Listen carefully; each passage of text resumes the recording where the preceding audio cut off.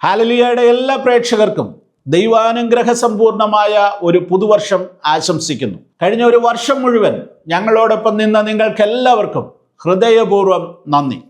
2025 Christmas കാലം ദക്ഷിണേഷ്യൻ ഭൂഖണ്ഡത്തിന് നൽകിയത് അത്യന്തം വൈരുദ്ധ്യം നിറഞ്ഞ 2 ചിത്രങ്ങളാണ്. ലോകത്തിലെ ഏറ്റവും വലിയ ജനാധിപത്യ രാജ്യവും ഭരണഘടനാപരമായി മതേതര രാഷ്ട്രവുമായ ഇന്ത്യയിൽ ക്രൈസ്തവർക്കെതിരെ അതിരൂക്ഷമായ അക്രമങ്ങൾ അരങ്ങേറി. അത് കേരളം തൊട്ട് അങ്ങ് വടക്കേ അറ്റം വരെ. അതേസമയം ചരിത്രത്തിൽ ആദ്യമായി ഒരു ഇസ്ലാമിക രാഷ്ട്രമായ പാകിസ്ഥാൻ ഔദ്യോഗികമായി തന്നെ ക്രിസ്മസ് ആഘോഷങ്ങൾ ഏറ്റെടുക്കുകയും ചെയ്തു. ക്രൈസ്തവ ന്യൂനപക്ഷങ്ങൾക്ക് അവർ പൂർണ്ണ പിന്തുണയും പ്രഖ്യാപിച്ചു.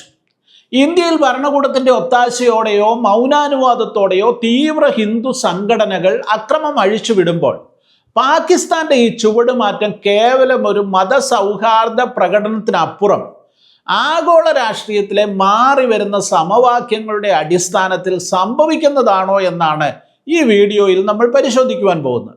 ഡിസംബർ മാസത്തിന്റെ തുടക്കം മുതൽ തന്നെ ഇന്ത്യയുടെ വിവിധ ഭാഗങ്ങളിൽ ക്രൈസ്തവർക്ക് നേരെ ആസൂത്രിതമായ അക്രമങ്ങൾ ആരംഭിച്ചിരുന്നു. ഛത്തീസ്ഗഡ്, മധ്യപ്രദേശ്, ഉത്തർപ്രദേശ് എന്നീ സംസ്ഥാനങ്ങളിലായി 80-ലധികം സംഭവങ്ങളാണ് റിപ്പോർട്ട് ചെയ്യപ്പെട്ടത്. ഈ അക്രമങ്ങളിൽ മിക്കതും RSS, വിശ്വ ഹിന്ദു പരിഷത്ത്, ബജ്രംഗ് ദൾ തുടങ്ങിയ സംഘപരിവാരത്തിലെ സംഘടനകളുമായി ബന്ധപ്പെട്ട വ്യക്തികളാണ് നടത്തിയതെന്നും നമുക്കറിയാം.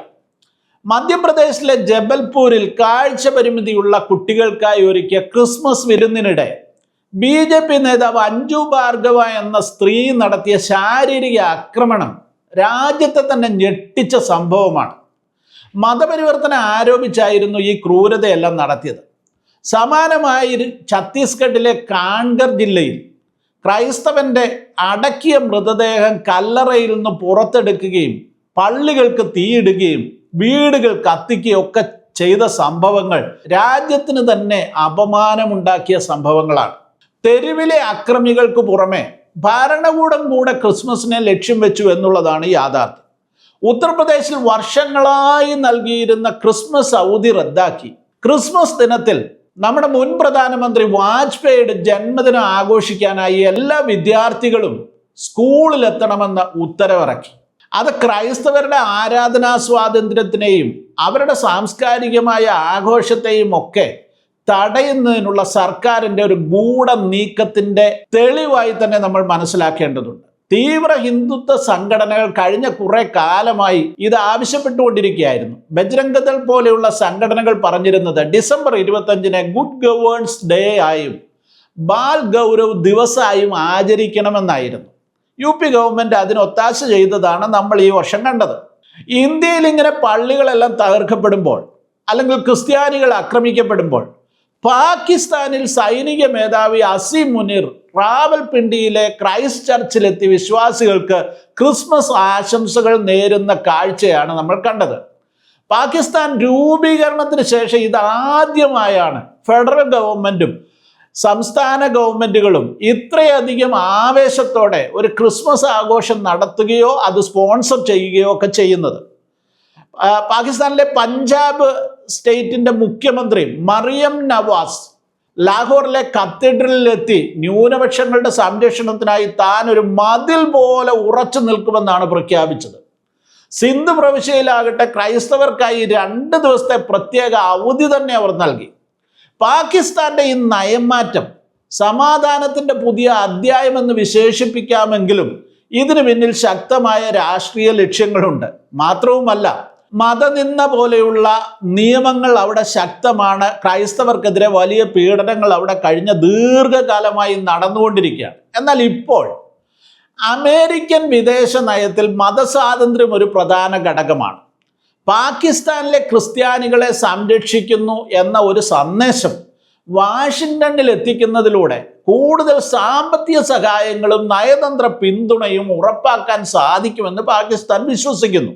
പ്രത്യേകിച്ച് ഇന്ത്യയിൽ ഈ ക്രൈസ്തവർ വേട്ടയാടപ്പെടുന്നു എന്ന വാർത്തകൾ ലോകം മുഴുവൻ പ്രചരിക്കുന്ന കൂട്ടത്തിൽ പാകിസ്ഥാനിൽ ക്രൈസ്തവർക്ക് അനുകൂലമായ നിലപാടെടുക്കുന്നു എന്ന ഒരു ധാരണ ഉണ്ടാക്കുവാൻ അല്ലെങ്കിൽ പാകിസ്ഥാനെ ഒരു ലിബറൽ സഖ്യകക്ഷിയായി അവതരിപ്പിക്കാനായിട്ടുള്ള ഒരു ശ്രമം കൂടെ നമുക്ക് ഇതിനകത്ത് കാണേണ്ടിയിരിക്കുന്നുണ്ട്.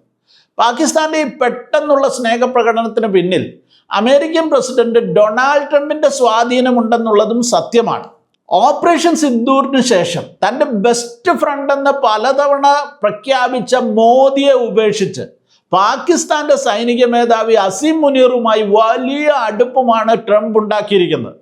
മുനീറിനെ തൻ്റെ ഫേവറിറ്റ് ഫീൽഡ് മാർഷൽ എന്നാണ് ട്രംപ് വിശേഷിപ്പിക്കുന്നത്. ഇന്ത്യക്കെതിരെ 50% വ്യാപാര തീരുവ ചുമത്തിയ ട്രംപ് പാകിസ്ഥാന് വലിയ ഇളവുകൾ നൽകി. അവരുടെ ചുങ്കം 19% മാത്രമാണ്. അമേരിക്കയിൽ ട്രംപിനെ പിന്തുണയ്ക്കുന്ന ക്രിസ്തീയ സമൂഹത്തെ സന്തോഷിപ്പിക്കേണ്ടത് ട്രംപിൻ്റെയും പാകിസ്ഥാൻ്റെയും ആവശ്യമാണ്. അതുകൊണ്ട് തന്നെ ഇത് തിരിച്ചറിഞ്ഞ് പാകിസ്ഥാൻ ക്രൈസ്തവരെ സംരക്ഷിക്കുന്ന ഒരു രാജ്യമാണെന്ന് വരുത്തി തീർക്കുവാനും ലോകത്തെ അങ്ങനെ ബോധ്യപ്പെടുത്തുവാനും കുറഞ്ഞപക്ഷം അമേരിക്കയിലെ ക്രൈസ്തവരെയെങ്കിലും തെറ്റിദ്ധരിപ്പിക്കുവാനുമുള്ള ഒരു രാഷ്ട്രീയ ശ്രമമാണ് നടത്തുന്നതെന്നാണ് പൊതുവെ രാഷ്ട്രീയ നിരീക്ഷകർ കരുതുന്നത്. സാമ്പത്തികമായി വല്ലാതെ തകർന്നിരിക്കുന്ന പാകിസ്ഥാൻ ഇപ്പോൾ അമേരിക്കയുടെ സാമ്പത്തിക സഹായം അനിവാര്യമാണ് അവർക്കൊന്ന് പിടിച്ചു നിൽക്കണമെങ്കിൽ. അതിനുവേണ്ടിയുള്ളതാണ് ഈ ഇമേജ് മാറ്റ ശ്രമങ്ങളെന്ന് കരുതേണ്ടിയിരിക്കുന്നു. രാഷ്ട്രീയ നാടകങ്ങൾ എന്തു തന്നെയായാലും ഇന്ത്യയിലെ ക്രൈസ്തവ സമൂഹത്തിൻ്റെ അവസ്ഥ അതീവ ഗുരുതരമാണ്.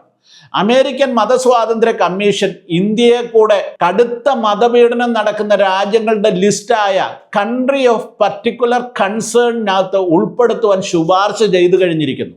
ചൈനയും ക്യൂബയും എരിത്രിയയും ഇറാനും ഉത്തര കൊറിയയും നൈജീരിയയും പോലെയൊക്കെയുള്ള കടുത്ത ക്രൈസ്തവ വിരുദ്ധ രാജ്യങ്ങൾ അല്ലെങ്കിൽ ക്രൈസ്തവർ ആക്രമിക്കപ്പെടുന്ന രാജ്യങ്ങളുടെ ലിസ്റ്റാണത്. നമ്മുടെ പ്രധാനമന്ത്രി ഇത്തവണ ക്രിസ്മസ് ആരാധനയിൽ പങ്കെടുക്കാൻ പള്ളിയിലെത്തുകയും ബൈബിൾ 2 കൈയും നീട്ടി വാങ്ങുകയും ഒക്കെ ചെയ്തപ്പോൾ പോലും അദ്ദേഹത്തിൻ്റെ അണികൾ തെരുവിൽ വിശ്വാസികളെ വേട്ടയാടുകയായിരുന്നു. അതിനെ തടയാനോ അണികളെ നിലയ്ക്ക് നിർത്താനോ നരേന്ദ്രമോദി തയ്യാറായില്ലെന്നത് ഇന്ത്യയിലെ ക്രൈസ്തവരെ സംബന്ധിച്ചിടത്തോളം വലിയ ആശങ്ക സൃഷ്ടിക്കുന്ന കാര്യമാണ്. ഇന്ത്യയിൽ ക്രിസ്മസിനെതിരെ നടക്കുന്ന ആക്രമണങ്ങളെ കേവലം ഒരു മതപരമായ തർക്കമായി കാണാനാവില്ല. ഇത് ഇന്ത്യയുടെ അടിസ്ഥാന മൂല്യങ്ങളിൽ സംഭവിക്കുന്ന ഒരു വലിയ മാറ്റത്തിൻ്റെ സൂചനയാണ്. വിശ്വ ഹിന്ദു പരിഷത്ത് പോലുള്ള സംഘടനകൾ ക്രൈസ്തവ ആഘോഷങ്ങളെ അന്യ സംസ്കാരമെന്നും വിദേശ സ്വാധീനമെന്നും ഒക്കെ വിളിച്ച് ഇന്ത്യയിലെ ക്രൈസ്തവരെ 2ാം തരം പൗരന്മാരായി മാറ്റുന്നതിൻ്റെ തെളിവായിട്ട് വേണം നമ്മൾ ഇതിനെ കാണുവാൻ. ഈ 2025 കഴിഞ്ഞുപോയ ക്രിസ്മസ് കാലം നൽകുന്ന ഏറ്റവും വലിയ പാഠം അത്യന്തം ഗൗരവതരമാണ്. ഇന്ത്യയെ സംബന്ധിച്ചിടത്തോളം മതേതരത്വം എന്നത് ഒരു ഭരണഘടനാ ബാധ്യതയൊന്നുമല്ല, മറിച്ച് അതൊരു സംസ്കാരമായിരുന്നു. എന്നാൽ ഈ സംസ്കാരം ഇന്ന് ഭൂരിപക്ഷ വർഗീയതയുടെ ഭീഷണിയുടെ നിഴലിലാണ്. ക്രിസ്മസ് ആഘോഷങ്ങൾക്ക് നേരെ നടന്ന ആക്രമണങ്ങൾ ഒരു മതത്തിന് നേരെ മാത്രമുള്ളതല്ല, മറിച്ച് ഇന്ത്യയുടെ ജനാധിപത്യ പാരമ്പര്യത്തിനും സംസ്കാരത്തിനും നേരെ ഉള്ളതാണെന്നതാണ് യാഥാർത്ഥ്യം. ഭരണകൂടം ഇതിനെതിരെ കർശനമായ നടപടി സ്വീകരിച്ചില്ലെങ്കിൽ അന്താരാഷ്ട്ര തലത്തിൽ ഇന്ത്യയുടെ നില പരുങ്ങലിലാകുമെന്നുള്ളതിന് യാതൊരു സംശയവുമില്ല. സ്നേഹത്തിന്റെ ഭാഷയ്ക്ക് രാഷ്ട്രീയ അതിർവരമ്പുകളില്ല. എന്നാൽ രാഷ്ട്രീയ ലാഭത്തിനായി മതം ഉപയോഗിക്കുമ്പോൾ ബലിയാടാകുന്നത് സാധാരണക്കാരായ ക്രൈസ്തവ വിശ്വാസികളാണ്. ഇന്ത്യയുടെ മതേതര പാരമ്പര്യം വീണ്ടെടുക്കുവാനും ലോകമെമ്പാടുമുള്ള ക്രൈസ്തവരുടെ സുരക്ഷയ്ക്കുമായി നമുക്ക് പ്രാർത്ഥിക്കാം. ഹല്ലേലൂയയുടെ എല്ലാ പ്രേക്ഷകരോടും ഒരിക്കൽ കൂടെ പറയട്ടെ, ഈ ചാനൽ നിങ്ങൾ സബ്സ്ക്രൈബ് ചെയ്യുക. നിങ്ങളുടെ സഹകരണം ഞങ്ങൾക്ക് ആവശ്യമാണ്. അതുപോലെ നിങ്ങൾക്ക് ഈ ചാനലിൻ്റെ ഒരു ഫാമിലി മെമ്പർ ആകുവാൻ സാധിക്കുമെങ്കിൽ ചെറിയൊരു തുക നൽകി ഞങ്ങളുടെ ഫാമിലി മെമ്പർ ആകുക. അത് ഞങ്ങളുടെ പ്രവർത്തനങ്ങൾക്ക് ഊർജം പകരുന്നതാണ്. നിങ്ങളുടെ പ്രാർത്ഥനകളിൽ ഞങ്ങളെ ഓർക്കുക.